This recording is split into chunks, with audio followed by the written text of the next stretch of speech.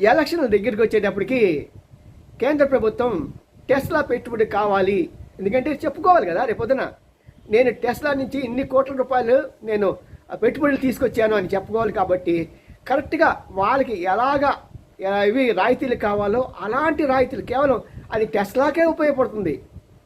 అలాగ ఉపయోగపడే విధంగా మొన్న రోజున 2-3 రోజుల క్రితం కేంద్ర ప్రభుత్వం రాయితీలు ప్రకటించింది. దీంతో తబ్బిపోయి ఆ టెస్లా కంపెనీ వాళ్ళు మన దేశంలో పెట్టుబడి పెట్టడానికి పరిగెత్తుకుని వస్తున్నారు. ఇక్కడ ఇంకొక చిన్న తిరకాసు ఉంది. ఇప్పుడు పెట్టుబడి ఎక్కడ పెట్టాలి అనేది, హైదరాబాద్లో పెట్టాలా, మెడ్రాస్లో పెట్టాలా, లేకపోతే గుజరాత్లో పెట్టాలా? మరి మోడీ గారు ఏమంటారంటే నేను అన్నీ చేశాను కాబట్టి నా గుజరాత్లోనే పెట్టాలి అని ఆయన బయట కనబడకుండా రాజకీయం చేస్తాడు. మనకి హైదరాబాద్లో కావాలని చెప్పి పాపం రేవంత్ రెడ్డి అంటారు, తమిళనాడు కావాలని స్టాలిన్ అంటారు. చూద్దాం ఎవరు గెలుస్తారు. ఎలా ఆయన గుజ్జీలు తెలివైన వారండి బాబు.